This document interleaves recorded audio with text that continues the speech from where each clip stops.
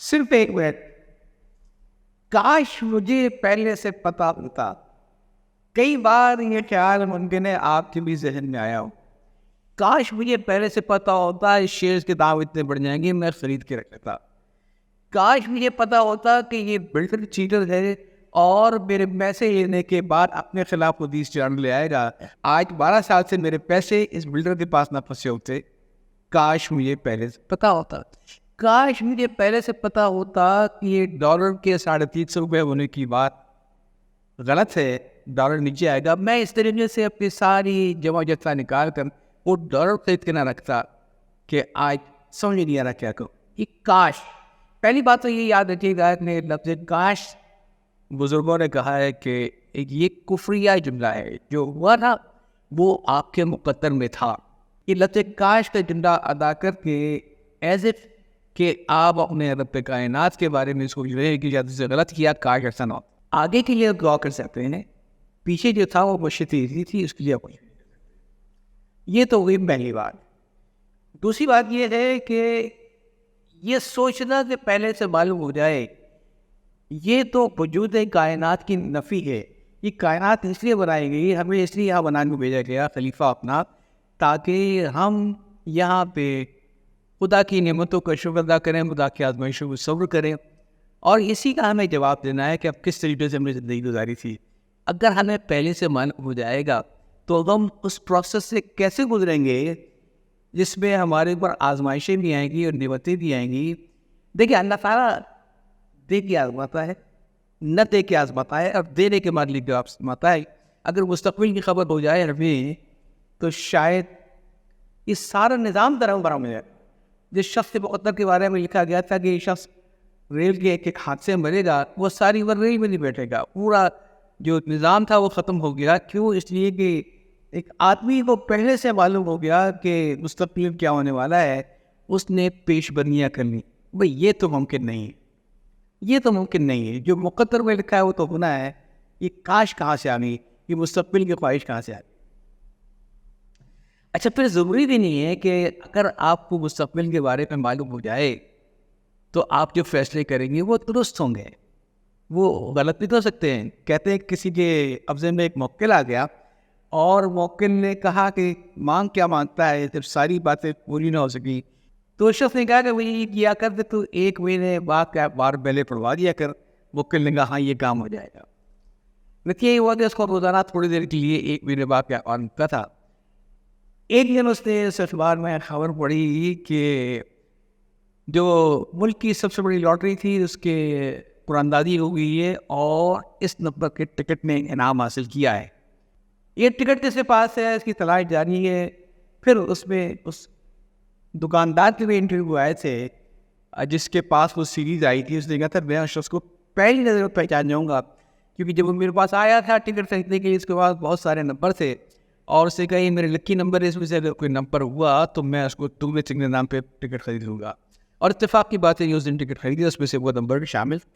جب اس کو معلوم ہو گئی بات کہ کیا لکھا ہے مستقبل میں, تو یہ شخص گیا اور جانے کے بعد اسی دکان پہ گیا اور اسی طریقے سے بتایا کہ صاحب میرے کوئی لکی نمبر میرے پاس ہیں, اگر یہ مل جائے تو میں تمہیں سنگھ نام پہ ٹکٹ دوں گا. اور تو ٹکٹ خرید کے لے کر آ گیا کہ دیکھو میں جس ٹکٹ کو لیے بیٹھا ہوں اس پہ کروڑوں روپے کا انعام نکلا ہے, اس لاٹری پہ کروڑوں روپے کا انعام نکلا ہے. بس یہ چھٹی کے دن ہے, 2 سے نکل جائیں, میں جاؤں گا اور ٹکٹ دے دوں گا. گھر میں اپنے آپ کو عجیب طریقے سے اسے بند کر لیا, اندر نکلے. اس کو ڈر تھا کہ دکاندار پہچان نہ جائے, لوگ ٹکٹ سے چھینے لے. بیوی کو مجبور کرنے پہ اسے بتایا کہ یہ واقعہ ہوا ہے, 2-3 دن میں چھپا بیٹھا ہوں ٹکٹ لے کے, اور پھر جا کے لاٹری والوں کے حوالے کروں گا. تو ہماری تبدیل ہوئی, کسی کو بتانا مت. لیکن عورتوں کے پیٹ میں کیا بات بچتی ہے. اتفاق سے اس کا سانہ آیا اور وہ بیوی نے بتایا کہ جانا مت, تمہارے دلہا بھائی کے ساتھ یہ فرڑا پیش آ گیا ہے. جب اس سے اگلے دن کا اخبار پڑھا تو اس میں خبر تھی کہ وہ خوش نصیب آدمی اس کی کروڑوں روپے کی لاٹری ہوئی تھی, اپنے ہی سالے کے ہاتھوں قتل ہو گیا اور وہ اسے قتل کر کے ٹکٹ لے کر فرار ہو گیا.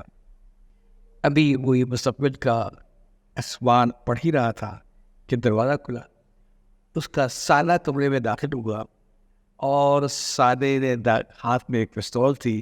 پستول کا اس نے اشارہ کر کے کہا کہ تنا بھائی وہ لاٹری کے ٹکٹ کے طرح. تو اپنے دانش میں سے مستقبل کی خبر تو کر لی تھی، مگر یہ بھول گیا تھا کہ اگلے دن کے اخبار میں کیا لکھا ہے. اور اگلے دن کے اخبار میں لکھا تھا کہ اس منحوس لاٹری کے ٹکٹ کی وجہ سے اس کی اپنی موت واقع ہو جائے گی اس کے اپنے سائے کے ہاتھوں. اس پر مجھے یاد آیا کہ روی کے مثال ہے کہ ایک آدمی حضرت موسیٰ کے دربار میں خدمت میں لگا رہتا تھا، اور آخر میں اس نے حضرت موسیٰ سے بڑی خوشامد کی کہ اللہ تعالیٰ نے آپ کو علم دیا ہے، آپ کل دنیا کے تمام جانوروں کی بولیاں سمجھتے ہیں، تو یہ علم تھوڑا سا مجھے بھی عطا کر دی تاکہ میں بھی بولیاں سیکھ لوں. حضرت موسیٰ نے بہت بتایا اس کو کہ دیکھو یہ سب فائدہ کوئی بھی نہیں ہے، اور یہ اللہ تعالیٰ کی امانت سے ہے، اور اس کے لے کے تم کیا کرو گے، اس سے کیا فائدہ اٹھاؤ گے، کیا نا وہ یہ کچھ چیزیں معلوم ہو جائیں گی تم ان کے لیے صحیح کام کر سکو. جب وہ بہت پیچھے پڑ گیا تو حضرت موسیٰ نے کہا کہ سارے جانوروں کی بولی نہیں سکھاتا ہوں، تمہارے پاس کون سے جانور پلے؟ تو اسے کہا ایک میرے پاس مرغا ہے اور ایک میرے پاس کتا ہے، یہ میرے پاس تو ہیں. تو حضرت موسیٰ نے کہا ٹھیک ہے، تیری عزت پوری کرنے کے لیے میں تجھے اتنا کر دیتا ہوں کہ تو کتے کی اور مرغے کی زبان سمجھ لیا کرے گا، باقی جانوروں کی اور پرندوں کی بولیاں سیکھنی ہے. وہ آج بڑا میں بڑا. ایک دن وہ دروازے پہ بیٹھا تھا، اسے لا کے بھی روٹی کے ٹکڑے ڈالے، تو روٹی کے ٹکڑے اتفاق سے مرغا چوچ میں لے کر بھاگ گیا. کتا اس سے لڑنے لگا کہ تو زمین پر سے دانے چک کے کھا سکتا ہے، میری خوراک محدود ہے، کوئی بڑا دماغ ہوا تو میں کھا سکتا ہوں، کوئی روٹی مل جائے روٹی مل جائے، اور تو کبھی نہ ایسا کہ وہ بھی نہیں چھوڑتا یہ روٹی کے ٹکڑے اٹھانے کے تو کیا سے. تو مرغے نے کتے سے کہا کہ اتنی جلد بازی نہ کرو، تمہیں ملے گا اور اتنا کھانے کو ملے گا جس کی حد نہیں ہے. کیوں؟ اس لیے کہ کل مالک کا گھوڑا مرنے والا ہے، اور جب گھوڑا مر جائے گا تو اس کے بعد توازن تو تیری ہوگی، سے گوشت کے مر میں تو گوشت کو بادشاہ کھانے سے رہا تو ہوگا اور اس گھوڑے کا گوشت ہوگا. کتا صبر کر گیا، جب مالک کو معلوم ہوا، اس سے پہلا کام یہ کیا کہ لے کے اپنے گھوڑے کو بیچ دیا. گھوڑا مر تو گیا لیکن کسی اور کے پاس جا کے. اب اگلے دن میں تماشا ہوا، اور پھر کتے نے کہا کہ تو نے کل مجھے ساتھ دھوکہ گیا تھا، آج ان سے روٹی کے ٹکڑے لے کے جا رہا ہے، تو کیوں میرے ساتھ ایسا کر رہا ہے، یہ روٹی مجھے دے. اس نے کہا دیکھو کل تو مالک نے گھوڑا بیچ دیا تھا، لیکن آج یہ میں کنفرم کرنا ہوں کہ یہ جو اتنا زبردست اس کا اونٹ ان کے پاس بیٹھا ہوا ہے، کل یہ اونٹ مر جائے گا، اور جب اونٹ مرے گا تو پھر دعوت دن تو نہیں اڑانی ہے اس کی، ایک دن اور صبر کر لے. جانتا صبر کیا ہے، اس اونٹ کی لاش ہوگی اور تو ہوگا. مالک نے سنا تو فٹافٹ جا کے اونٹ بیچنے آ گیا. قریبت اونٹ مرا ضرور، لیکن کتے کے غم و غصے میں کوئی کمی نہ آئی، کیونکہ اونٹ تو کہیں اور جا کے مرا تھا. ابھی یہ جھگڑا چل ہی رہا تھا کہ تیسرے دن کتے نے کہا کہ آج یا تو میں اپنی روٹی نہیں چھوڑوں گا یا تو یہ نہیں چھوڑوں گا، تو 2-3 سے مجھے گولیاں دے رہا ہے، یہ مر جائے گا وہ مر جائے گا. مرغے نے کہا ایک دن اور ٹھہر گیا، وہ یہ معلوم ہے پکا کل مالک کا غلام مر جائے گا، اور جب غلام مرے گا تو اس کے گھر والے آئیں گے، خیرات ہوگی، چیزیں پکے گی، اور یہ بھی خیرات بانٹے گا، تو ایک دن کیوں نہیں صبر کر لیتا. مالک کو معلوم ہوا تو مالک نے فوری طور پہ اس غلام کو بھی لا کے بیچ دیا. اب وہ غلام بھی مر گیا، مگر کہیں اور جا کے میرا شریدار مر جا کرا.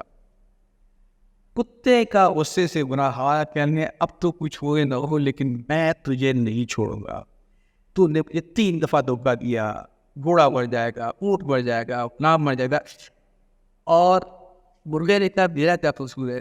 اتفاق کی بات تھی کہ مالک نے دیکھو تم ایک ہی دن پہلے جا کے وہ چیزیں بیچ لی، اگر وہ نہ بیچتا تو یہی بھی مرتے. کتے نے کہا لیکن اب میں کیا کروں؟ کہنے لگا میری آخری جانچ کی بات مانیں گے، آخری بات مان لے، آخری بات مان لے. کہنے لگا وہ کیا؟ کہنے لگا کئی مالک مر جائے گا، اس کا پورا خاندان اکٹھا ہوگا، اس کی وراثت بٹے گی اور بڑی خیرات بٹے گی، بڑی چیزیں بٹیں گی، بڑے کھانے بنیں گے، بڑی دیگیں بنے گی اور بڑے روٹیاں بچیں گی. تو سارا بیٹھا نا کئی دن بیٹھ کھا سکتا ہے کیونکہ کل ہی مالک بننے والا ہے. اس نے سنا تو اس کے ہوش اڑ گئے. وہ دوڑا گیا حضرت موسیٰ کے پاس اور حضرت موسیٰ سے کہا کہ یہ کیا مذہب ہو گیا، مجھے روک لیں، مجھے بچا لیں. تو حضرت موسیٰ نے کہا میں نے تجھے اسی لیے سمجھایا تھا کہ تم پرندوں کی اور جانوروں کی بولی نہ سمجھ، کیونکہ وہ یہ باتیں معلوم ہو جائیں گی جو شاید تجھے اچھی لگیں لیکن تیرے لیے اچھی نہ ہوں. اس نے بہت کوشش کی. تو حضرت موسیٰ نے کہا کہ یہ تو تیری تقدیر کے لکھا تھا جو پورا بننا ہے. اس نے کہا یہ میری غلطی معاف کر دیں اور مجھ سے میرا ایک علم واپس لے لیں. جس سے میں کتے کی اور مرغے کی زبان سمجھتا تھا. حضرت موسیٰ نے کہا کہ اب اگر میں یہ ان پاپیز کے لیے تو فائدہ کوئی نہیں ہے, مرنا تو تجھے ہے کل, فرض اتنا ہے کہ تجھے آج معلوم ہو گیا. میں اس حکایت کو یہاں پہ ختم کروں گا کہ میں اکثر کہتا ہوں کہ دنیا میں آنے کا تو وقت ہے, سب کو پتہ ہوتا ہے, مہنے والوں تک کو پتہ ہوتا ہے, آنے کے وقت تو 8-9 مہینے پہلے سب کو معلوم ہو جاتا ہے کہ آنے والے ہیں 6 مئی. جانے کا وقت نہیں ہے, اگلی سانس کا بھروسہ نہیں ہے. صرف اتنا سوچیے گا, اگر اگلے 24 گھنٹے میں آپ مرنے والے ہیں تو ان 24 گھنٹوں میں آپ وہ کون سے کام کر سکتے ہیں کہ اپنی ریگریٹس میں کمی کریں, اپنے ہر دن کو زندگی کا آخری دن سمجھیں. تو بہت ساری چیزوں سے آپ بچے رہیں. یا چاہتا ہوں اللہ حافظ.